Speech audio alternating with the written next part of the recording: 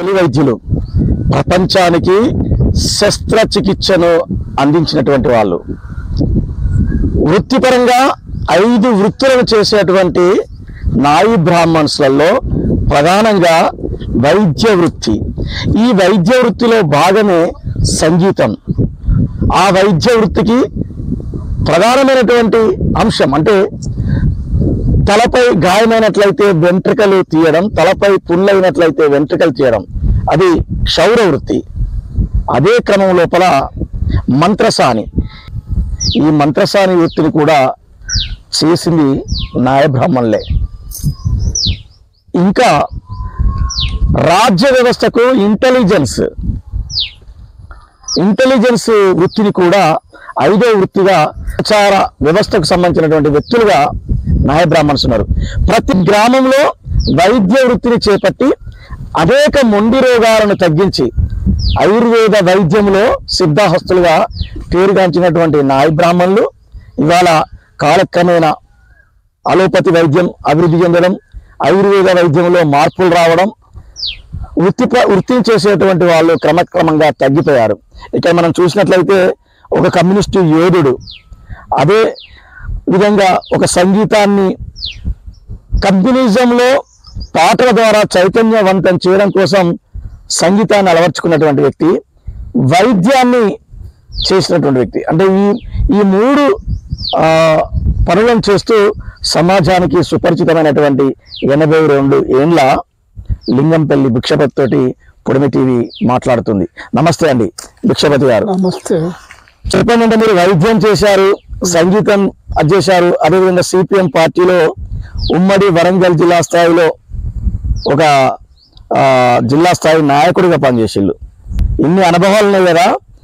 మొదటగా మనం ఒక్కసారి మీరు మా పొడిమి టీవీ ప్రేక్షకుల కోసం ఒక మంచి పాటను అందించండి. చోటనే కదా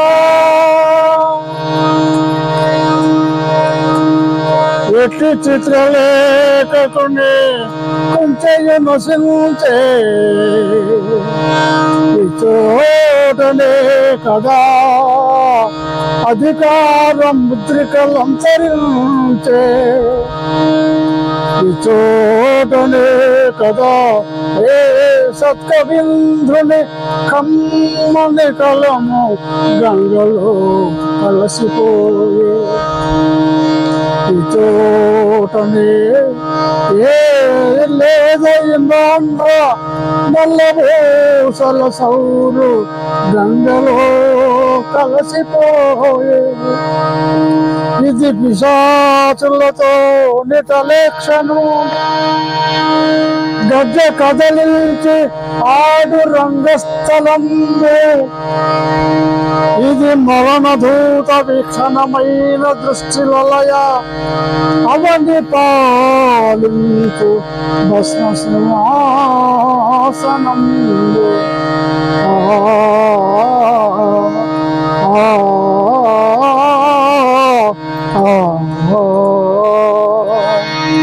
ఓకే, మీరు వైద్యము కూడా చేశారు కదా, అంటే ఏ వ్యాధులకు వైద్యం చేసేది మీరు? అంటు వ్యాధులు, సెక్స్ వ్యాధులు, చర్మ వ్యాధులు, శ్వాసకోశ వ్యాధులు, రాస వైద్యం బాగా చేసేది మా తాత ముత్తాతల కాంచి. మరి రాస పుండ్లు, నెత్తి మీద గడ్డల పుండ్లు కానీ, తొడారి గడ్డలు కానీ, ఎంత పెద్ద మొండి కానీ, ఇతర కేంద్రాల నయం కానీ పుండ్లను పెద్ద పెద్ద వాటికి కూడా మేము నయం చేసినాం. మందులు ఎక్కడి నుంచి తీసుకొచ్చేది? మందులు విజయవాడ, హైదరాబాదు, కొన్ని చోట్ల భద్రాచలం అవతల, మల్లూరు, మంగపేట అవతల నుంచి కొన్ని తెప్పించినాం. ఇక్కడ విజయవాడ, హైదరాబాద్ నుంచి కొన్ని దినుసులు తెప్పించి స్వయంగా మేమే తయారు చేసినాం. అయితే ఇంట్లో ఈమె నా భార్య కూడా, ఆమె ఏం పేరు? కమలమ్మ. ఈ కమలమ్మ కూడా వాళ్ళ తాతల నాడు వాళ్ళ నాయన వాళ్ళు వీళ్ళమ్మ కూడా వైద్యం చేసేది. అక్కడ నేర్చుకున్నది. అక్కడ నేర్చుకొని నా దగ్గరకు వచ్చినాక పూర్తిగా తరిగిపోయింది. అన్ని రోగాలకు అన్ని దినుసులు తయారు చేసుడు, మందులు తయారు చేసుడు, తైలాలు తయారు చేసుడు, లేహాలు తయారు చేసుడు చేయమంటే అన్ని ఆమె తయారు చేస్తుంది. లేడీస్కి ఆమె చూస్తుంది, పరీక్షలు చేస్తుంది, ఓకే ఇస్తుంది, మందులు ఇస్తుంది. ఆమెకు కూడా పేరుంది. ఓకే. మీరు వైద్యం చేసిలు, ఈ సంగీతం కమ్యూనిస్టుగా పనిచేసినామని చెప్తున్నారు కదా, అంటే సిపిఎంలో ఏ నాయకులతోటి మీరు తిరిగిలు? సిపిఎంలో సుందరయ్య గారి క్లాస్కు పోయినాం.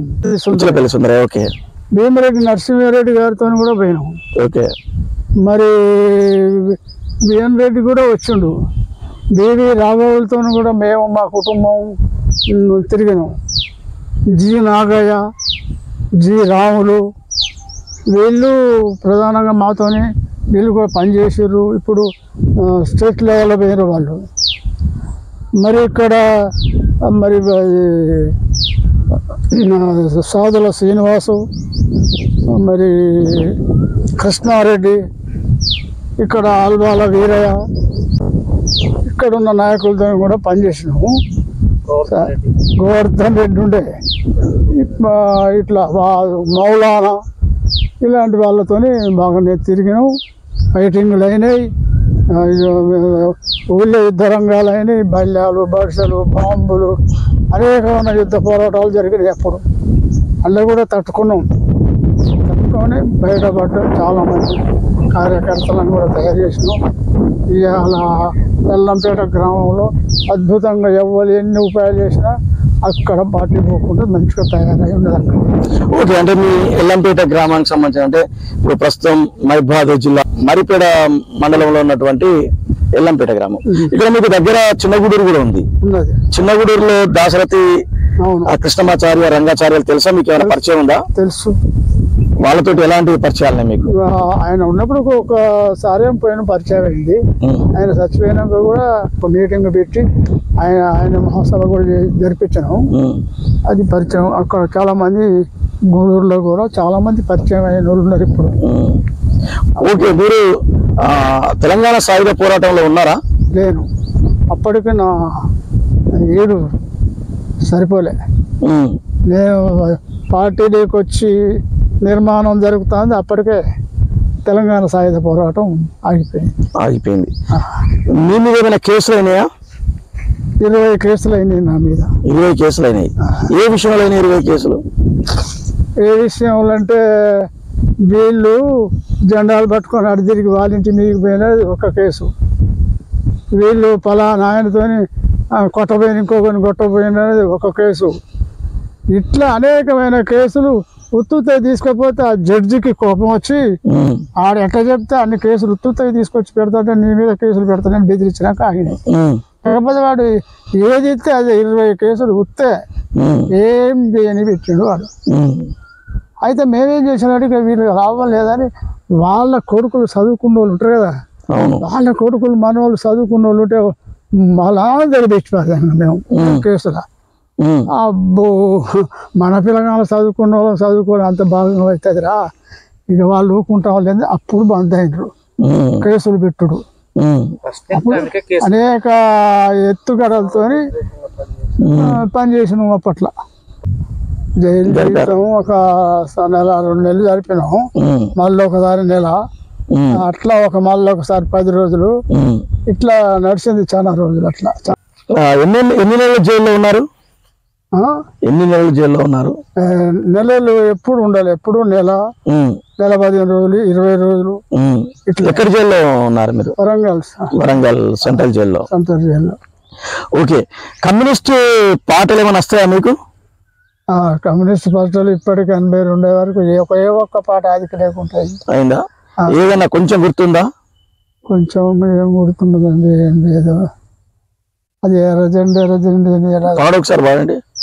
అది ఒక్క మొదటి పద్యం వస్తుంది. పాడండి, అదే పాడండి. ఎర్రజెండ నెయ్యలో ఎర్రెర్రనిది జెండ నెయ్యలో, ఎర్రజెండ నెయ్యలో ఎర్రెర్రనిది జెండ నెయ్యలో. ఇంకా రెండో చరణమే రాకుండా పోయింది. ఓకే. ఇంక పద్యాలు ఏమైనా వస్తాయి? మంచి పద్యాలు కమ్యూనిస్ట్ కాకుండా వస్తాయి, చెప్పండి.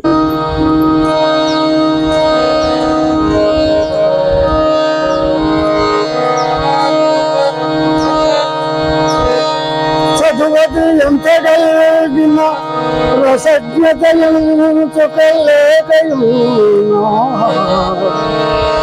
నా పదము నిరర్థకంగా నిన్న సంగతులేని వారు మెచ్చరచ్చగా అదనగా మంచి కూర నల్ల పాకము చేసిన నైనందు ఇంతటడు ఉప్పులేక రుచి పుట్టగానే ఏడ్చున్నటయ్యా భాస్కరా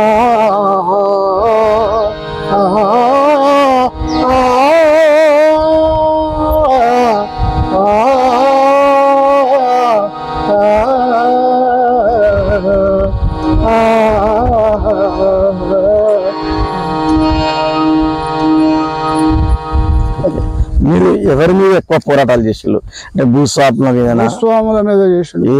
మీ కాలంలో సురేందర్ రెడ్డి ఆయన అనుచరులు ఊరుకో దొరుడు ఉన్నాడు. ఆ దొరువులు గిరువులు అందరి మీద కూడా పోరాటం చేసినాం. మామిడికోట జిల్లాలో ఇక్కడికి ఒక మన ఎల్లంపేట ఉన్నది, ఒక్కటే మండలంలో ఎల్లంపేట ఉన్నది. ఎట్లా మీరు ఎలా ఇస్తారా అనేది వాళ్ళు. అయితే ఈ ఒక్క ఊళ్ళో ఎట్లా జలాయిస్తారా అంటే ఎన్ని ఉపాయాలు చేసినా నన్ను దొరికించుకోవాలి, చంపాలి, ఇరగలని చూస్తే కలవలే వాళ్ళకు. మిమ్మల్ని గడీల నుంచి కూడా వాళ్ళ పెద్దోళ్ళ నుంచి గడీల నుంచి మేము షేడీలో పెట్టినాం. వాళ్ళు ఏమాత్రం ఇంత అనుకున్నా మాకు వచ్చి చేరేది. ఎట్లా సాధ్యమైంది మీకు? అది ఎట్లా సాధ్యం అంటే వాళ్ళు ఉన్న జీతగాళ్ళు, ఇక్కడ పెద్దోళ్ళ దాంట్లో ఉన్న జీతగాళ్ళు కూలి పోరాటం అని పెట్టినాం కదా, అక్కడ వాళ్ళందరినీ తీసుకొచ్చి వాళ్ళకు కూడా ఈ రాజకీయం ఓడించి మీకోసం తిప్పల పడతాము, సాగు బతుకులు అనుకుంటా మీరు మాకు సలహా ఇవ్వాలి, వాళ్ళు ఏమనుకున్నా వచ్చి చెప్పాలి, అవసరం అయితే సమయానికి కూడా మీరే ఎదురు తిరగాలి అనే దాని మీద వాళ్ళని ప్రిపేర్ చేస్తే ఒప్పుకున్నారు. ఓకే, అట్లా మీకు సమాచారం వచ్చేది అంటే తప్పుకునేది, ఆ మూమెంట్ వచ్చే వరకు తప్పుకునేది. ఆ సమాచారం వచ్చా మళ్ళీ ఆర్థికంగా పుంజుకున్న వాళ్ళనే ఒక 20 మంది 10 మంది దాకా బయట పెట్టినాం. తతిమ వాళ్ళని బయటకు రానియలే. ఇక పేసీలో పడితే వాళ్ళు తిరగలేరు కదా. అవును, అట్లా. ఓకే, మీకేమన్నా అంటే పార్టీ ఎట్లాంటి సహకారం అందించేది? సిపిఎం పార్టీ సహకారం ఎప్పుడు పోయినా కూడా అక్కడ ఆ లక్ష్మీ గారు, వెంకన్న వాళ్ళందరూ కదా, ఈ సాయిరెడ్డి వకీల్ రెడ్డి అని నాకు ఒప్పు చెప్తాను. ఆ సాయిరెడ్డి వకీల్ ధర్మరాజు నాకు కేసులు పెట్టేది. ఆయన ఏదో నామమాత్రం ఇస్తే తీసుకొని మాకు కేసులు చేసేది. సద్దులు కట్టుకొని పోయేది. సద్దులు కట్టుకొని పోయి ఆ సాయిరెడ్డి ఇంట్లోనే మంచినీళ్ళకి తిని అడిగి పోయి పేష అయిపోయాక మళ్ళీ నడిచి వచ్చేది. ఒకసారి ఇక్కడ వరంగల్ నుండి ఇక్కడ వరకు మహబూబాద్ నుండి ఈ మహబూబాద్ నుండి నడిచి వచ్చేది. ఓకే, పుచ్చలపల్లి సుందరయ్య ఎట్లా అనిపించింది మీకు? అంటే పుచ్చలపల్లి సుందరయ్య చాలా గొప్పగా చెప్తారు కదా. పుచ్చలపల్లి సుందరయ్య మహానుభావుడు అండి. ఆయన పెద్ద ధనిక కుటుంబంలో పుట్టినోడే. అయితే ఆయన అమెరికా పోయి అక్కడ తన మార్క్సిస్ట్ యొక్క స్వభావాన్ని గుర్తించి ఇక్కడికి వచ్చి తీసిండు. చాలామంది జీరో చేసి పార్టీని తయారు చేసి చుట్టుపక్కలే ఆవులే లేబర్ను కూడా తయారు చేసి సిపిఎం పార్టీ నిర్మాణం చేసిన మహానుభావుడు ఆయన. ఆయనతో మీకు ఎట్లా ఉండేది? ఆయనతోనే కూడా ఎక్కడ కలిసినా కూడా అంటే మరీ పెద్ద నాయకుడు కదా, ఇట్లా మేము ఆయన కదిలిస్తే ఎవరు పేరేంది పలానా అయింది, ఎట్లా ఏమన్నా కార్యకర్తలు ఉన్నారా? ఉన్నారండి. ఆఫీస్ ఉందా? ఏదో మామూలుగా ఉన్నదండి. ఇప్పుడిప్పుడే తయారవుతారు. మరి వాళ్ళని ఎడ్యుకేట్ చేయాలి మీరు బాగా. దీంతో పాటు గుత్మ సంఘాన్ని కూడా తయారు చేయాలి అనేది. అయితే ఒకసారి బిఎన్ రెడ్డి మహిళా మండలి కలిసి మీకు ఆఫీస్ ఉందా అన్నాడు. ఉన్నదండి అన్న. నీకు గుత్మ సంఘం ఉన్నదా అన్నాడు. ఉన్నది. ఎంతమంది ఉన్నారు అన్నాడు. 50 మంది ఉండొచ్చునండి అన్నాడు. మీ ఊరు ఎంత పెద్దదండి? 800 కడుపు ఉన్నదండి. వాళ్ళు కాంగ్రెస్ వాళ్ళు మొత్తం వాళ్ళదే 500-600 కడుపు వాళ్ళదే. అంత దుర్మార్గం ఉండదంట. మరి మీకు ఆఫీస్ ఉందా? ఉన్నదన్న. ఇక నెల 15 రోజుల మీ ఆఫీస్ మీద రాళ్ళు పడితే మేము ఎలా చెప్తారు అంటాడు భీమిరెడ్డి నరసింహారెడ్డి. నా మాటలు విని ఆ సౌండ్ మరి ఎట్లా కనిపించడం నాకు అర్థం కాదు. ఆఫీస్ ఉన్నదంటున్నారు కదా, 15 రోజుల మీ ఆఫీసును మీద రాళ్ళు వేస్తారు, మీ ఆఫీసు నిజంగా అట్లా జరిగిందా? మరి జరిగింది, ఆయన అన్నట్టే జరిగింది. మరి ఆ పరిస్థితి మరి మేము తక్కువ మంది ఉన్నాం, అనుభవంలో లేవు, దూరంగా పార్టీ ఉన్నది, వీళ్ళకి అపవాదం జరుగుతుందని గ్రహించి అన్నాడు అన్నమాట. ఓకే, అటువంటి మహానుభావుడు ఆయన. ఓకే, మళ్ళీ ఒక పద్యం అందుకోండి, మంచి సామాజిక పద్యం. కనిపించదే నేడు కాకతీయ సామ్రాజ్య జాతీయ జయ పతాక, వినిపించదే నేడు విజయ విద్యానగర రాజ్య సభలోన విజయ దుందుబుల మ్రోత, చెలగదే నేడు బొబ్బిలి కోట బురుజుపై తాండ్రపాపయ్య తలతలాల భాకు, విచరంబయ్యనే విపచరంబయ్యనే వినువేదులను లోన పలనాడు యోధుల సింహనాథ లక్ష్మి, చక్కు చెదరక ఏనాడు మొక్కవోడి ఆంధ్ర పౌరుషమినాడు అధ్వాన్నమాయే, మరల ఒకసారి వెనుకకు తిరిగి చూచి దిద్దుకోవన్న బిడ్డల తెలుగు తల్లి. Okay, super. ఒక పద్యం, మంచి పద్యం పాడండి ఫైనల్ గా. అల్లుగుట్టయే అల్లుగుట్టయే ఎరుంగని మహామహితాత్ముడజాత శత్రువే, అలిగిన నాడు సాగరములన్నయు ఏకముగాకపోవునే, అలిగిన సాగరములే ఏకముగాకపోవునే. ఆహా, చదువున్నీతి శాంతి దాతి విశేష ఖ్యాతి జాతురీక కథనాటోపములు గలట్టి, మీవారందరూ సత్యదయాశాలు.